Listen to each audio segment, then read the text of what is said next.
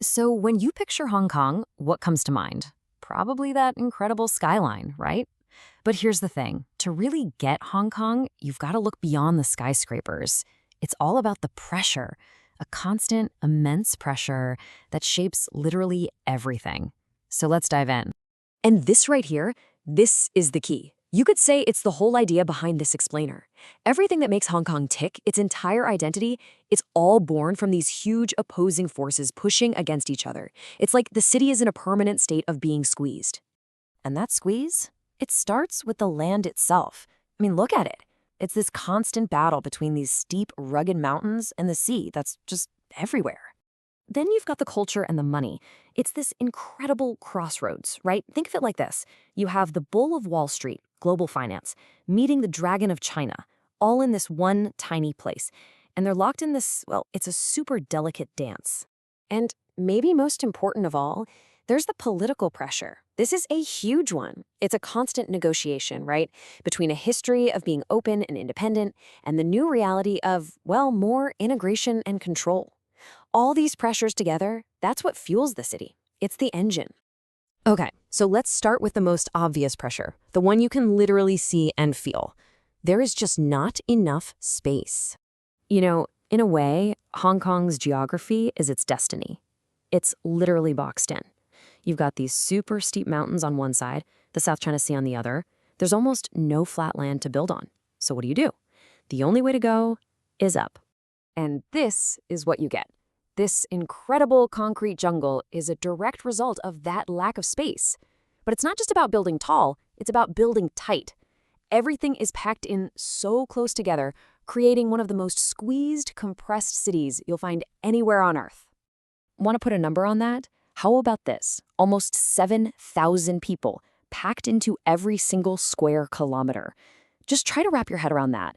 It's a crazy number, and it affects absolutely everything about daily life there. So what does that density actually feel like? Well, look at this. It's all about personal space or the lack of it. The average apartment in Hong Kong, just 45 square meters. I mean, that is tiny compared to a place like London or New York. In Hong Kong, space isn't just nice to have, it is the ultimate luxury. And this is a really crucial point. Housing there isn't just about money or real estate. It's this constant humming pressure in the background of your life. The fact that owning a place is, well, pretty much impossible for most people, that shapes everything. What job you take, who you can afford to marry, if you can even think about having kids, it's huge. Okay, so you've got this city that's under this insane physical pressure. So how on earth does it work? How does it not just grind to a halt? The answer is its systems. Everything runs with this unbelievable speed and precision. All right, first up, the money.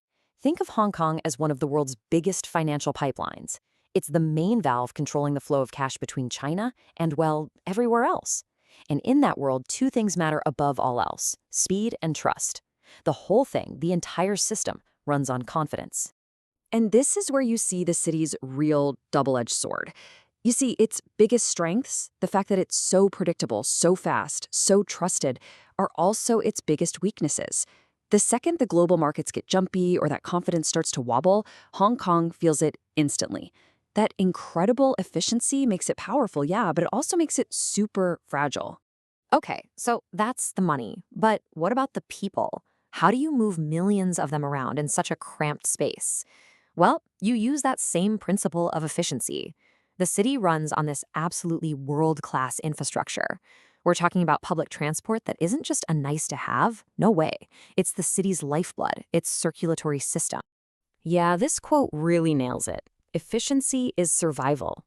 That massive, super reliable network of trains and ferries and buses, that's the only thing stopping the city from collapsing into complete chaos. Seriously, if that system slows down for even a second, the pressure cooker starts to overflow. It's not just important, it's essential. So we've talked about the physical squeeze and the systems that keep the city moving, but maybe the biggest pressure of all, the real test for Hong Kong, is something you can't see.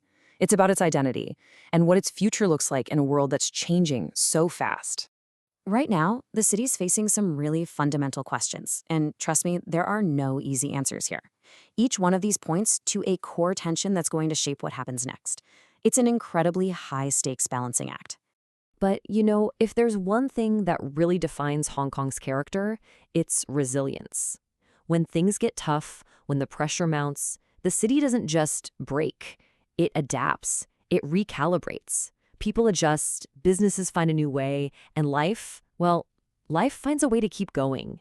It's this quiet, constant process that's just fascinating to watch. And maybe that's the big takeaway here, not just for Hong Kong, but for any megacity. In our world today, survival isn't about being rigid or choosing a side. It's about being able to absorb shocks from the economy, from politics, from everywhere, without falling apart. You survive by bending, not breaking. So what does happen when the pressure just never lets up? Hong Kong is basically a living, breathing experiment answering that exact question. And what it shows us is that, yes, a city can absolutely function. It can even thrive under that kind of constant strain.